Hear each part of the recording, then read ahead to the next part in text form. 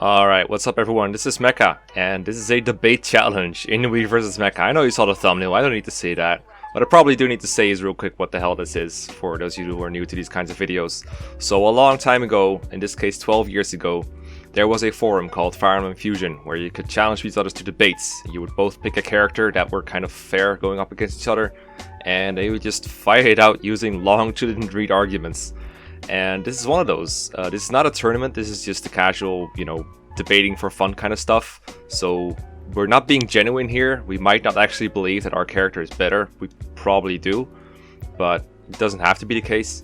So we're going to be using arguments to try and convince a neutral jury that we have the better arguments. Not necessarily that our unit is better. We're just trying to show that we have the better arguments. So if I were debating like Rutger versus Wendy, and the person using Wendy has better arguments, they would win the debate. So it's all about the better arguments. And for context here, this is 12 years ago. This is when I was a freaking idiot. Like, I was so dumb. You're gonna watch me fall into pitfalls over and over and over. I was a dumbass. Now that doesn't mean my opponent isn't. Like, my opponent, I mean, if you've seen my Kieran versus Ike video, you probably know that this guy isn't the most smartest ever, but this guy at least was not new to the scene. He knew what he was doing. For, it's a relative term. I don't know how to kindly say this, but he's not, he has some dumb arguments too. So we're gonna see who can outdumb the other the best. So yeah, I'm defending Saul and he's defending Marcus. It's an FE6 debate, and we're gonna talk about how these characters are better in the context of a ranked run. Let me change the dimensions a little bit, because right now the font is a little small. I'm gonna try and make it a little bit bigger. Alright, this is about as good as it gets. I'm sorry, I can't really make it any bigger without making it a pain in the butt to edit, but don't worry, I'll be reading out most of the relevant stuff. So it's a fairly long debate, so I'll be skipping some stuff here and there that's not very interesting. So yeah, let me just read out my opener right here, because I'm going first, 3 posts each. It's like, hi and good luck and all. I'm defending Saul, and Inui is going to pretend that Marcus beats him. Smiley face, just talking that smack right away, even though I'm a newbie and he's like a super debate veteran, but whatever. So, listing Marcus's base stats, and then Saul's base stats, of course. And then right away I'm going to make a concession. I'm going to be like, it would be downright suicidal for me to deny that Marcus is going to lose his title as best early game fighter. He is, after all, your only promoted unit. However, he's restricted to weakening enemy units while your other characters catch up, mainly Lance and Alan. Which they do quite quickly, I might add, because Alan and Lance will be having a C together in 15 turns and a B in 45. So Alan and Lance will be about to get a B when Saul joins, and I'll be around level 8. And a C with Roy for each is realistic as well, takes only 20 turns for each, easily done in 6 chapters.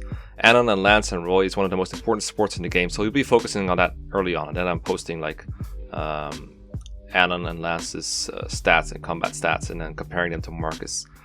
And then I'm like, oh, here's Marcus's supports. Then we have Marcus. The best he can muster is a C with Roy, which I'll be nice and give to him. Alan and Lance are full, because they get an A with each other and a B with Roy. Walt is crap, and Lena is crap as well. Not to mention the Lena starts at 1 and grows with 1. So, 2 big parts of debating right here that are pretty silly nowadays. One of them is just, instead of comparing Saul to Marcus, I'm comparing Marcus to other Cavaliers. I'm also going to be comparing like Saul to other healers for some reason. It's like the class by class argument, kind of like a competition thing. It already doesn't make sense in most cases. Like if you're arguing, like, so for example, if people were arguing like Lot versus Deke or something, people would be like arguing that Deke is better than OJ and Lot is better than Wade, so therefore Deke is better than Lot or something. In this case, it almost makes sense because you're comparing a combat unit to a healer, and those are 2 very different tasks, but there are still ways that you can evaluate their uses against each other. So for some reason back then we didn't realize this, or people were like too bad to argue at it. Inui sort of makes an attempt at it later on. The other part that looked kind of silly is, of course, the supports grinding. This is supposed to be a ranked run, which has a tactics requirement, so you would think you wouldn't have time to grind supports. At the same time, people just assumed supports were in play for some reason. They just kind of took a ballpark of how many chapters it would take to build a support up. They would assume like 10 turns per chapter or whatever. And that would be kind of accepted, even though that's still a lot. Like, especially for 2 units that have very different places where they want to be. Like, some people just don't want to be next to each other at all. Like, imagine trying to fight through a whole chapter while keeping Alan and Lance to be next to each other. That's really annoying. But back then, that was just kind of accepted. And I think this is because back then, I've said this before, people argued using ranked runs, but they didn't actually play ranked runs. They just used it as like a way to argue for their points, but it didn't actually mean anything. But yeah, this is the way you argue about supports back then. So Marcus is going to have a C with Roy, and Saul is going to have some kind of support, I think. I don't know. Actually, I don't think he's going to have any supports. But yeah, listing their stats. And there's the crux of my arguments. There we have it, the dominator of the early game, who has worse power, evasion, and crits. In trade, he ties one in AS and beats another, so this is like compared to Alan and Lance, and is slightly more accurate. One can only conclude that Marcus's short reign is over. And before you mention it, yes, Marcus can use Axis. This gains him a whopping 1 power in exchange for 15 hit. So yeah, that's the crux of my arguments. Marcus is sort of almost losing to Alan and Lance, and that makes him worse, and I'm completely neglecting like all the other advantages Marcus has, let alone the fact that it doesn't even matter, because this is Marcus versus Saul, not Marcus versus Alan and Lance. Don't worry, I'm gonna get called out on it, don't worry. But first off, we're gonna talk about Saul. So we'll move on to Saul. He's vastly different from Marcus. He is a backline secondary healer next to Clarine. FE6 hard mode is insanely aggressive, with tons of enemies coming at you all the time. And to move on quickly, it would be preferable to keep your units healthy. Clarine cannot heal all at once, and Ellen is a frail piece of shit. I love this part about debates, where you're talking just stats, numbers, gameplay advantages, movements, tactics, whatever, and suddenly it's like, this unit is a piece of shit, or whatever, this unit is fucking bad. Or even worse terms, it's super juvenile, it's super stupid. You're gonna see a lot of that. I might have to censor some of it. This is where Saul comes in. He heals 2 HP more than Clarine 2, and if he ever gets into danger, it takes 22 attack to KO him, which nobody has at this point.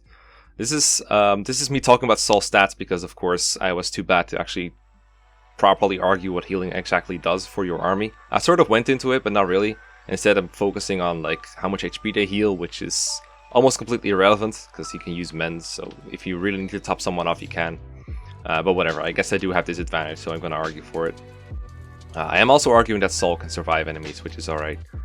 He's not getting doubled either, thanks to his good 10 base speed, which is only 1 lower than Marcus, who is a pre-promote. It only takes 16 attack to KO Ellen from her base stats, which a lot of enemies possess. And with Ellen's crap defense growth and average in HP, 45%, this number won't increase by much. Clarine isn't off much better early on. With 15 HP and 2 base defense, it only takes 17 attack to KO her. Before her supports build up, she will be very frail. Rutger's C kicks in after 25 turns, but Deke takes the full 59 to even get started.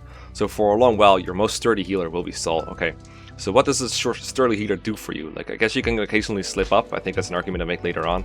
But that's really it. You generally don't want your leader attacked anyway, so this is a silly argument, but I mean, again, it's an advantage I have, I'm gonna push it. And of course, I saved the best for last, endgame stats, and I'm comparing like Marcus as a level 15 paladin with all his different weapons to Saul with a lightning tome apparently. Let's see here. Saul is healing your units 28 HP with heal and 38 with mend. He can put big hurtings into enemies. This wording is familiar, because of his good attacking power, hitting on enemies' weak resistance. He notably doubles wyverns easily. He can use physic to heal units too far away. Oh, too far away from the troop to reach at once. I was like, my English back then was a little worse than it is right now. He can warp people around, use the torch staff in Fog of War, and after chapter 21, he can steal Old Man Yodel's staff to abuse Holy Maiden when needed. This is the Saint staff with the old translation patch. This is, after all, a completely free staff that can be used 3 times. I love that I'm mentioning all these different staffs, but I actually don't think I ever bring them up again, which is a big shame, because warp and stuff, I mean, we know now, but like, you could either play the chapter properly, or you can use the warp staff. Back then, people just kind of assumed warp was there, but they never really talked about it very much, which is kind of weird. And Marcus is doing pitfall. Pitfall damage to the wyverns. He cannot even double. They average about 16 speed, and with their high defense, even with an iron axe, he won't hurt them much. Steel axe, 15 weight, is too heavy for his 11 con. It puts him into a situation where he can easily be doubled, so that's not an option either. Of course, killer axe is an option, but I'm just trying to be smart here. This is my opening post. This is not countering anything he says. The most telling posts in the debates are usually the middle ones, where you're either responding to your opponent or your opponent gets to respond to them. So the amount of bullshit you can get away with is the smallest, and you're the best at interacting. So the opening post is usually the weakest, and so is the closing post. So from all this, I can conclude that the only part where Marcus shines is when Saul isn't there yet, and since Saul arrives very early in the game, that is for a pretty short time. Okay, so interesting. Let's see how Inui deals with it. So I'm not going to read out all the quotes that he does. His avatar's like all the way to the left. You guys can see it because I zoomed in a little bit. But yeah. And again, forgive me for it being a little small, but otherwise, this is a really big pain to edit. I just want to get this fit out because it's so fun. Anyway, so Inui. Indeed, this means Marcus is your single best unit for several chapters, while Saul is never even close to being your best unit. Everyone is restricted to weakening. Nobody one-rounds early on except extreme stuff like Iron Blade Deke with weapon triangle and doubling. And him weakening enemies is awesome. He's a Jagan that cannot leech XP from kills, stealing XP to Jagans. He can weaken anything, and then even the likes of Roy can finish it off for the better XP gain. This also means that Marcus can actually gain levels. He gets 3 XP for attacking things, and if he attacks several things per chapter, he should be gaining a level or 2 before chapter 7, the hardest chapter in the game. And then he shows that 100 divided by 3 is 30.3. Okay, so he only needs to enter combat 33 times to gain a level. And he's going to enter combat tons more than that, thanks to chapters 4 and 5. He's not actually killing the enemies, unless the enemy is massive suck or has a hacked weapon. So he's not hurting experience at all, instead making combat and tactics easier. Including entering combat against bosses and the occasional actual kill that's actually needed. You should gain 2 levels before chapter 7, which is important for him and your team. He never explains why it is important that he gains the levels, but sure, whatever. Everything else is actually a pretty good argument. Like, people don't really one-round stuff, so the fact that Marcus doesn't is fine, and he's helping them weaken enemies, so he's like fine for the XP rank, and enemies being weakened helps your army a lot. Also, enemies will increase in level, letting Marcus gain 4 to 5 XP per fight. So him hitting level 3 is even more easily done. They do support each other quickly, those other horse guys, but Marcus is them until chapter 8 very thoroughly. Thanks, Inui. Very cool. Very cool. I'm glad you put it like that. But yeah, he does argue that Marcus is better than Lance for a lot. He does the same thing here. He's like, 32 is his base evade. Fire and Ice grants full evade, so he should be at 37 evade. Yeah, I listed him as 32 evade for some reason. And then he's like, I guess anything with Lance, he gets a ton more evade than those guys. It's actually just 10 extra, but whatever. Then he's like, it's a bunch of Marcus versus Alan and Lance stuff that I don't want to read out to make the video not too long. But he makes good arguments here about all the things that Marcus can do that these cavaliers cannot, like using 1-2 range well, because Marcus isn't weighed down and he's more accurate than when using javelins and stuff. He can use the halberd and the hammer, that's what he says at least. And yeah, he's like, Marcus's reign doesn't end until after chapter 8. And then he makes the most crucial argument so far, which is Marcus losing to Alan and Lance by the mid-game has nothing to do with Saul. What Marcus does for the team is better than what Saul does for the team. And that's what I aim to prove. That's good. It's still relevant what Marcus does in the early game, even before Saul exists, because that's credit that Marcus builds up that Saul just has no answer to. Like, for the record, I do believe Marcus is his top 3 unit in Binding Blade, whereas Saul, he is good. He's easily top 10, depending on the context. Might even be top 5 if you want to argue the Warp Staff is that important, for like before the Route Split, before Nime, but that's about it. Marcus is much more important. Okay, so with his response to me talking about how healing helps, he was like, it's also important to kill things and have mobility in order to move ahead. Marcus helps with getting rid of the enemies when your units are at their weakest, and he has a ton of mobility for faster finishes. This is actually a good argument. It could be elaborated on more, but I don't think I ever call it out, so it doesn't need to. Which is another dumb debating pitfall, I guess, is just not calling your opponent out when they don't support your arguments. Because even if it's like a solid argument like this one, you can poke holes in it if their defense isn't proper. It's like if you theoretically, and when you're playing like football or soccer or whatever you want to call it, you have like the best defenders in the world, but if they don't actually defend against a good attack, then they're worthless. Okay, so we're gonna talk about like why having Saul in addition to Clarine is nice. So here he's like, it doesn't matter if Clarine can heal all at once. At least she's healing your units more effectively since you can reach all of them. 2 more moves lets you get to units more easily from the back lines, front lines, or wherever.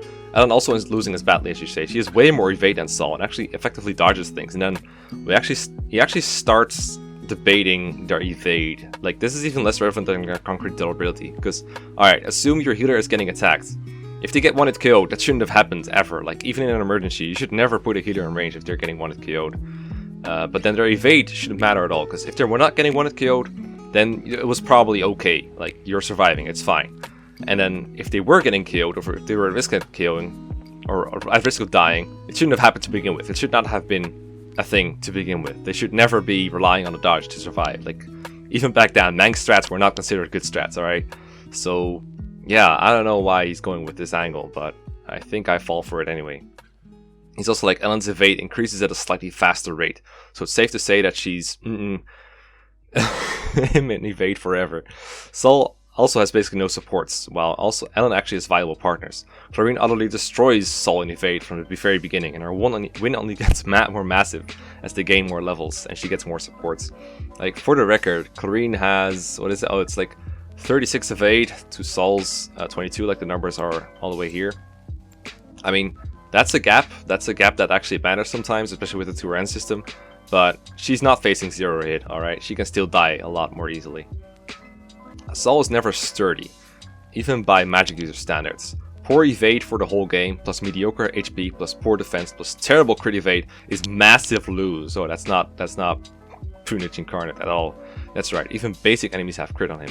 Actually not a bad argument, because it basically means Saul, whenever he faces an enemy, has a chance of dying. It's not a bad argument if like healer or durability matter. Insert nearly worthless endgame stuff. Wow, disrespectful as hell, but this is used to save space. I get it. Okay, Marcus isn't good later on, that's a given. Saul, however, isn't good, ever. There is no point in the game where he's good at all. He's not giving anyone support bonuses, he sucks at fighting and surviving. Actually, Marcus is even more durable than him in the late game, from HP, defense, and weapon triangle control. Marcus hacks the early game up like War, or Leak War. He weakens things for your weaker units to finish off. He lets you not feel tactics in combat. He helps you move around quickly to save villages. He makes it possible to get more items in Chapter 6, the chests, I guess. He makes Chapter 7 go from unbeatable unless the RNG blesses you to possible. That's certainly worth more than being a second-rate healer with terrible durability forever and bad offense, even when he finally has offense. Oh, this is about Saul, right? Saul is never good. Marcus at least has the early game not sucking. If I was good at debating, I would definitely be able to call out Inui on him calling Saul this terrible, because as much as it is his job to defend Marcus against Saul, I think calling Saul terrible is actually very unbelievable, because like Saul can never be truly bad. He is always helping you at least a little bit with healing. And healing is good. Thankfully I wasn't that good at debating back then, so he sort of got away with it, but damn. I don't know why you're giving Marcus, or anyone for that matter, iron and steel weapons this late in the game. Marcus can easily use killer and silver, and still cost less than a lot of your other units, including Saul, from needing a promotional item and not being locked to an expensive weapon like bows or light. Alright, good argument. Killer axe would have been much better for an argument late in the game than the steel axe. Okay, so let's see what I have to say in response. Yes, Marcus weakens things nicely for the early game, but is losing his steam pretty quickly, and is one of the worst units in the game later on. See, this is a huge concession from me in disguise, actually, because if you think about it, me saying this is basically admitting it. Yeah, Marcus is really good in the early game. It's just he loses steam, which means I'm admitting that he had a lot of steam to begin with. That's dumb. I mean, it's pretty much impossible to disprove that Marcus is good early game, but this was a pretty weak reply from me. Saul at least remains good at what he does, healing. Nobody except Clarine does it better than him. Marcus will be outclassed in Alan, Lance, and Percival's paladins, and every box standard unit of fighting. Box standard means like Deke, Rutger, whatever. And yeah, he'll get a few levels before Chapter 7, which on average nets him 1 hit point, and probably either a point of strength or speed. Take note that Marcus might also accidentally get a crit on an enemy, finishing him off and taking EXP. The chance is not high, but with all the combat he will be facing, it's definitely bound to happen once or twice. Wow. What a terrible drawback, having a unit that can sometimes kill stuff accidentally. Wow. That's terrible. Oh my god. It might just steal your EXP.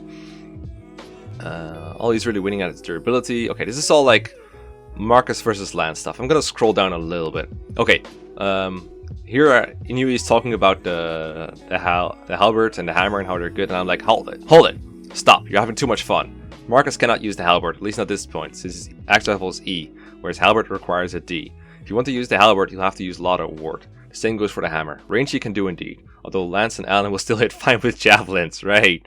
Maybe if they get like an A support in Chapter 3, they might have okay hit with the javelin, but Jesus Christ, the accuracy with those in this game is so bad generally.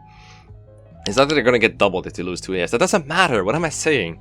It's like Lance is borderline doubling stuff, so the javelin pretty much takes him out of doubling range always, and Alan does actually get doubled sometimes if he uses the javelin, like by mercenaries and stuff, or I don't know, some other stuff, faster stuff.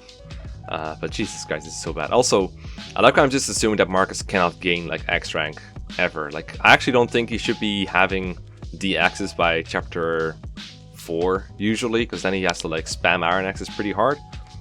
He needs to like basically use it like 25 times, double with it 25 times. That's quite a bit, especially when you also when you use like other weapons like swords a lot in the early game. But I just assume he's never going to get a D. Oh, very generous of me. From Chapter 7 and on, Marcus is sharing his reign with Zealot, who is 2 points faster. Your units are also hardly as weak anymore, and Chapter 7 and 8 are a lot easier than previous chapters. I can't believe I actually called Chapter 7 easy. This was when I was in the mentality that, like, at Chapter 7, I was writing that stupid hard mode guide, I think, back then. Maybe that was even older. But I was assuming, like, at that point you have, like, A supports and B supports with everyone, so you're a lot stronger than you were before. So you can take on those Wimpy Cavaliers and Wyverns easily, like, easy mode. I don't know what I was thinking. Chapter 7 should never be called easier than the previous chapters. I actually don't think I get called out on this, though. It does have something to do with Saul, though. Saul still only has Kareen for competition because he has a unique job, whereas Marcus's spot is getting more and more challenged. There is a vague kind of merit here where there's a lot of other units that can do combat, and Marcus is one of the many, whereas Saul is one of the few who can heal. But that's it. Everything else about these two lines is complete bullshit. Yeah, this is basically what I'm saying next line. Keywords also important. Saul and Marcus do completely different things, but whereas Marcus's job is less needed as people surpass him, Saul's extra healing will always be appreciated. His tons of mobility should also be held back a little if you want him to keep his support bonus with Roy, by the way. This is a good one that I should probably have put a little bit more emphasis on. If you're trying to build a support between Marcus's 8 move and Roy's 5 move, and the fact that you don't want to see Roy do things on enemy phase usually, it's pretty tricky to combine, actually. Inui makes a pretty good argument against it, but I think I should have capitalized on it more, because building up a support between 5 move Roy and 8 move Marcus, not easy. Anyway, more bullshit supports and like class by class design that I don't really care about, because who cares about supports in 2019, right? I mean, not in debate formations anyway. Okay, this is a good part, I think. Oh, this is alright. Saul is always good, because healing is always good. Unlike Marcus, he has no reason to be on the front lines, and he can take the occasional slip up unlike Ellen. He absolutely rules at fighting after promotion, 20/1. Yeah, we promoted level 20 these days, because that's normal, right? Totally not a pitfall. With 18 to 19 AS and 18 power hitting on resistance. Marcus's triangle control puts him on a massive 5 avoid above Saul. Numbers, besides that, I'm not going to read those out, but that's how small the difference is. This is how small the difference is. And all he really has besides that is about 2 defense. They tie in HP, but Saul completely trumps in resistance, making him practically immune to status stabs. This is not true. FE6 status stabs are way too accurate for Saul to dodge. I know Saul's resistance is okay, but I'm pretty sure that status stabs are pretty hard to miss with in this game. And he's able to take on groups of magic users for bolting purge hits, which is a lot more than Marcus can say. Okay argument, I guess, but not great, because bolting and purge will usually hit something besides Saul, and he'll probably also face his crit from bolting. If we're talking pure rank help, then Saul helps tactics, since you can move on faster if your units are healed by 2 per turn instead of 1 per turn if it only were to be Clarine who's healing. Good argument, I like it. XP, which can be a pretty hard rank, he helps it without touching combat at all, which is a huge plus. Good argument. And survival, because things won't die if they're healed. Again, good. Marcus helps tactics in combat early on, but in the mid and end game he's completely outclassed, loses his ability to double, and every time he kills something, here's your XP rank. Saul is helping you throughout the entire game, merely by pressing the heal button until promotion. That's actually reasonable. If I was like more focused on like this stuff, I think I would have looked much better here. Talk about funds, which we don't really care about right now. Killer Axe stuff. I guess I talk about like how Marcus is like little damage with the Killer Axe, but it's not too interesting. Kind of a big paragraph. So Marcus is basically your best unit in the early game, gets outclassed very quickly to the point where he's hardly worth mentioning in the early game, and a horrible drag on your team in the end game.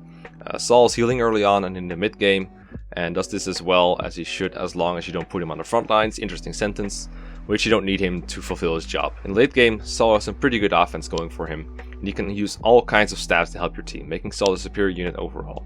I'm much better at summarizing good arguments than I am at making good arguments. Alright, Inui's second counter, I believe. And there we go. He just destroys my opening right there. He doesn't lose his team that quickly. At least he has team. Saul is never good. Like, he's overplaying his hand here a little bit, like I said, because Saul is definitely good at some points. Like, he's definitely helpful.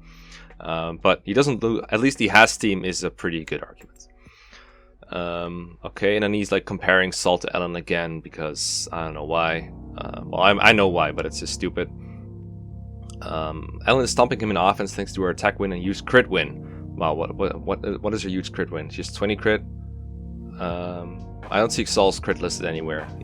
I assume she has more because she has like 4 supports to Saul's none, which makes sense because Saul's support list is actually absolute crap. And when in hit though, like Saul's not inaccurate. No one cares. She's way more durable even though she loses HP in defense. Interesting. She has tons more evade, res, and crit evade to make up for that stuff. Whatever. I don't even feel like. And this is, I'm not even gonna read out that part. Like, jeez. So basically, Saul is inferior to Ellen and Clarine later on, and always inferior to them later on, and then becomes inferior to even more people. All right. Well, considering the way we were tackling this with the whole class by class thing, this is reasonable to bring up. I mean, it's a pitfall on a whole, but if you're gonna like argue within a pitfall, you might as well do it properly, I guess. More Alan versus Marcus stuff, because totally relevant. And there we go. Talk about how Marcus cannot use D rank weapons because raising weapon XP is not possible. Turns out was not a good argument. E to D only requires 15 weapon XP, which he easily gets once he gets some axes from the terrible Laden ward. He needs to swing his axe 50 times to achieve this, and even less if he gets killing blows, since those give 2 weapon XP. Missing still counts too. I've never had problems with him getting that level on axes in chapter 4, since he has Cavaliers to abuse axes on in chapter 3, as well as some armors. An armor knight boss in each chapter that he's really useful for weakening against.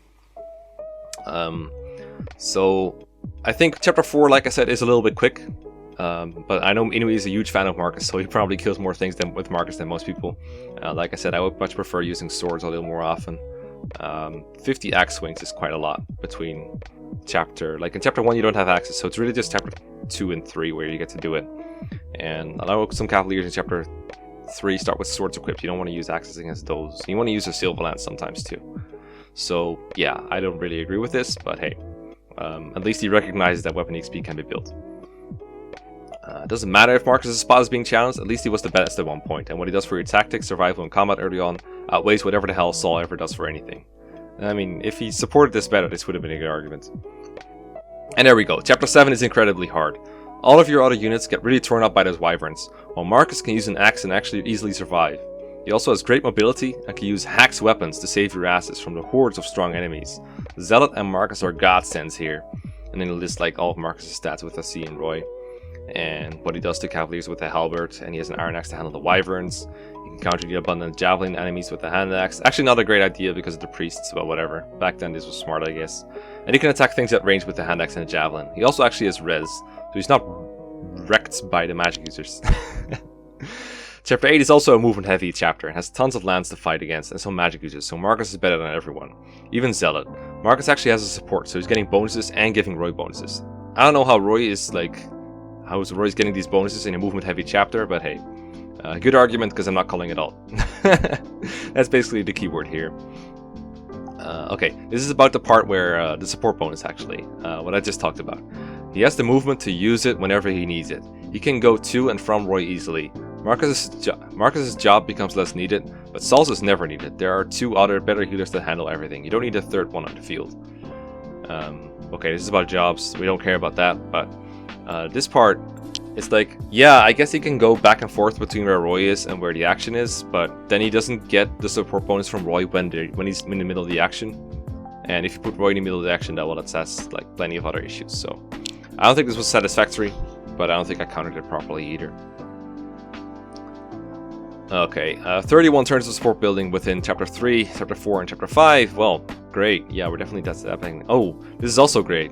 Ellen also has Milady who has a support option, since he's often supportless. And an A with Lou, probably since Ray is pretty bad, and an A with Chad is horrible for everyone. Yeah, Ellen Milady support, that's gonna be really easy to build up. I don't even remember how slow it is. But goddamn, that's so bad. Okay, hey, that's actually a good argument. Enemies actually have crit in this game, and Saul's luck isn't high enough to negate it. Ellen can actually be one-hit KO'd anymore, and while Saul gets critical sometimes. And it's actually not bad. I do think there's things that can one-hit KO Ellen, like let me scroll up through the stats real quick. Where are they at? 28 HP, 3 defense, 32 attack. Okay, it's rare. It's probably not going to happen unless she gets doubled by something really fast with like 19 speed, but it could happen. She could still die in 1 round, but whatever. Oh, check out this argument. Saul isn't healing. Clarine, Ellen, Lou, and any other promoted peoples are doing that. Even filler like Nime might be doing it better. He's inferior to many others. Like, wow. Okay. Immune to status stabs? Not at all. Those are often used by high magic druids. So only the likes of Ellen and Lance will be immune to those. Ah, wow, he actually calls it out. Nice. He doesn't damage magic users much, and he takes weapon triangle disadvantage against stages. Yeah, that's actually a good argument, because if you're not killing enemy magic users in one round, then you might as well just not attack him, because everyone else can dispose of them in like 1 or 2 rounds usually. Okay, more class by class bullshit. Class by class bullshit. Yeah, but his whole argument is basically like Saul is outclassed, sort of. Like he's like Saul is always terrible. Marcus is at least good at one point in the game. That's basically the whole crux of his argument. Let me see if there's anything good in the final post, because I remember it being fairly repetitive. Alright, here we go. Here's another bullshit argument from me. Inui showed that Lu is better than Saul, and he's like, that could be why Lu is a high tier unit, whereas Saul is not. Also, Lu is a sage, mostly meant to attack. Wow, I can't believe I managed to like climb out of one pitfall and then fall into another here. Like, Jesus Christ. First of all, just because Lu is a high tier unit doesn't really matter. The fact is, if you're gonna accept competition as a viable argument, like class competition, healing competition, whatever, it doesn't matter that Lu is high tier. The fact that there is a high tier healer probably makes your unit worse in this argument. So the fact that Lu is high tier really doesn't help. In fact, it probably hurts, because it means he's more likely to be in use. And then I'm also like, Lu is a sage, mostly meant to attack. So the idea here is like, Lu is in a class that's mostly meant to use magic, and it's mostly offensively used, whereas Saul is like used to be healing people. So you'd rather have Lu attack, but I didn't really go into like how Lu is like better at attacking than Saul, or how Saul's better at healing than Lu, which would have been a good argument. But just the fact that he is a sage is not meant to be a good argument in itself. Like, there's atypical units within classes. Don't like, just because a class is meant to do a certain thing doesn't mean they actually are effective at that kind of thing. Okay, I actually made like a reasonable argument here that building up axe rank is pretty tough because of the reasons I stated before, sort of, but not really. So that makes sense. We'll see if Inui catches onto it though. I like how I'm saying like the random scattered armors can be weakened by Anon, Lance, and Repeater Roy easily, and killed by Lu, or again Armor Slayer by Deke. So I'm kind of like saying, you have a lot of other ways to deal with these armors, so what Marcus does is like, whatever. But the fact is, there's enough of them to where Marcus can do stuff too, so it's kind of a silly argument. Oh, remember this line. Not only is Saul better than Ellen, I'm right here by the way, not only is Saul better than Ellen, even without partners, but Ellen's support pairings aren't even good. Ray isn't pretty bad, he's a better unit than Ellen, because he can attack before promotion and heal after. Because that's definitely better than healing before promotion and then attacking after. Like, I think I'm defending a unit that does that. So what does that mean for Saul? Oh, I like this part too. What Marcus does for your team early on is negated by the fact that he ruins combat later on by merely engaging in battle. And he's hurting your tactics rank as well when he needs protection. He just takes up a unit spot and there's nothing there in return. No wait, he gives a very tiny support bonus to Roy, a unit that is stuck in level 20 for ages. I remember this mentality. I remember that a lot of people were like, damn, my lord is stuck at level 20 for ages. Nowadays, I have sometimes trouble getting my lords up to level 10 before they, like, after story promotion, because most of them are so fucking bad, especially Roy. Like, training Roy is such a chore, holy shit. I can't believe people used to train him to level 20 just to sit there and do nothing until he promotes to level 21. I'm not talking about blind players here, I'm talking about people who know that he promotes late. Holy shit, I remember this. I mean, there's people who still do this, of course, because if you're, like, promoting everyone at level 20, it's pretty natural that your Roy eventually reaches level 20. But goddamn, and like, even if he's stuck at level 20, who cares? Like, if he's good at combat, you'd still use him. I'd use Ike at level 20 unpromoted sometimes, just to fight things, or like Hector. That's fine. But that's just a random throwback. Otherwise, this is mostly repetitive. Oh, and here I'm like showing good sportsmanship. He's like, GG Inui, looking forward to doing this more often. I am doing this more often. There are more debates, but few of them are complete, so I don't know if I can find another really good one. If you happen to remember a really good one, send me a link in the comments. Oh boy, I remember this part. So, this is not the only debate in the universe happening right at this time. And before this, there was another debate, I think in a tier list somewhere. And Inui like just copy pasted a comparison and like arguments from Raken between like Ellen and Ray somewhere. Like, wow, can you not come up with your own arguments? This was a huge part why people thought Inui didn't dominate me that badly. Because Jesus Christ, can you not come up with your own goddamn comparisons? We're just talking Ellen versus Ray here. You should be able to do this on your own. Like, even if you're just gonna use his stats and like make your own conclusions from it, why would you copy paste another person's argument? That's so lame. So lame. GG ignore. GG ignore. Oh well, at least I got the debate against Raken here, right? Oh yeah, my other argument for using Ray was like, he adds another legendary weapon to your team later, the Apocalypse. And anyway, it's like, yeah, well, Ellen can use a legendary weapon too, the Aureola, and hers doesn't come super late into the game. Yeah, but, this is his last post, so I never get to do this, but Ellen using Aureolo, like, come on, that takes forever to build up, fuck that shit. Oh yeah, there was like some minor argument about how Marcus can get doubled by Wyverns because they have 16 speed, and Marcus could have 12 speed.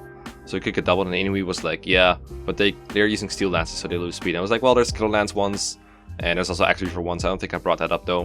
And he's like, yeah, those are super rare, and they still double Marcus anyways. And the Lords don't use Javelins, they pretty much always use Silver and sometimes a Spear. But my point was, Lords have 16 AS, so they could double Marcus, so he's completely misrepresenting me. But I don't get to call him out, because, fuck, it's the last post, god damn it.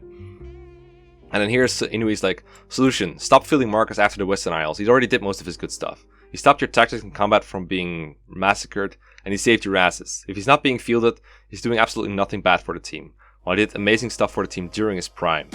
Being amazing and basically a necessity early on is better than being mediocre or bad forever.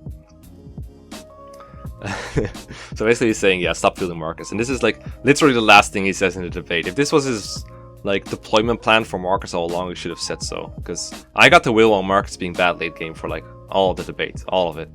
And then you have some kind of like DBZ, Dragon Ball Z like exchange where it's like, you're pretty good. Show us some good shit in the tournaments to come. It's like Vegeta telling Goku like, oh, you've trained a lot. You're becoming a lot. I see potential in you. You should train more often. You should come here more often. But yeah, that was a fun debate. That was funny. Let me see if I can find the voting thread. Because I actually don't know if I can, but I'm kind of curious if I can now. Hold on. Alright, I actually found the voting thread pretty easily, so here we go. The way this works is a couple appointed judges have to vote on the debate. Obviously, you can't vote on a debate that you participated in, so you just vote on basically who has the better arguments, like I explained. Okay, so Katz is the first one to vote. He's like reading 2/3 of it. He's like almost done reading it. And there we go. Okay. He says, Inui was right when he said his last post that it was a fairly redundant debate. Anyway, Mekkah got bogged down worrying about Saul versus Ellen and Clarine, and didn't spend enough time trying to prove that Saul's better than Marcus. By last post, it sounded like it was almost admitting that Marcus wins all the ranks except the XP, so I'm a vote for Inui. Although quoting a big thing from Raken is Phil. Use your own arguments. Fortunately, it was a pretty minor point being addressed, so not a big deal. Very much agreed. So he's voting Inui. Then we got Izark. I don't remember who this is. Sort of. I mean, I sort of remember his avatar, but that's about it. A few notes. At Mekkah, why is it better for Lu to attack rather than heal, and for Clarine Saul to heal rather than attack? You made this point several times in your final post, but didn't explain it. Inui didn't attack it, however, so basically isn't a negative. I'm just curious, really. Good point, Izar. Good point. Why the fuck didn't I explain that? Anyway, my guy, use your own arguments. Don't steal from Raken. Exactly. Anyway, pointed out one fact that you seem to have gotten wrong, but I'm not sure about it since I haven't played the game. So Wyverns needed 36 attack to kill Ellen, but Inui set the cap at 30. When you said to reach 36, I'm a little confused. Let me think. I think the Silver Lance guys can reach 36, but unpromoted Wyverns, they should have around 30 max with the Steel Lance and 20 strength. So like unpromoted Wyverns. I don't know why I'm explaining this 12 years after the fact. I'm just elaborating on it, I guess. Anyway, didn't do anything to prove that Ellen is better than Saul. You said our vote was higher, but Mekkah countered that adequately enough. The only thing you did here was basically continuously repeat that Ellen is better than Saul without really backing it up. Not nearly as much as Mekkah did to prove that Saul is better than Ellen. Basically, it was a Saul versus Ellen debate. Mekkah would have easily won. Of course it wasn't, it's just the point that goes in his direction. But it was really boring overall. No comedy. I saw plenty of comedy, but it was mostly unintentional. Just stats and disagreements on many issues. Let's see. He's actually voting for me, I think. However, Mekkah proved that Marcus caps out at chapter 8, and we completely agree. That seems to be a very small portion of the game. Get wrecked. But yeah, he's voting for me. Wow, okay, so it's 1-1, so one more vote decides it, I think. So let's see. I think Solid is voting here. Let's see. Inui versus Mekkah. I'm voting for Mekkah because Inui's points often went unsupported. Also, hate at the Raken plagiarism. That didn't influence my vote, but dude, come on, be original. Alright, I won! Yay, we did it, get it. We did it, guys. We won a debate. I shouldn't have, but I won. Well, that was weird as fuck. Okay, so before you're gonna like attack me, like take a trip down memory lane, like how smart at Fire Emblem you were 12 years ago, and then attack me. Alright, just keep that in mind. Also, if you want to see more videos like this, let me know. Peace.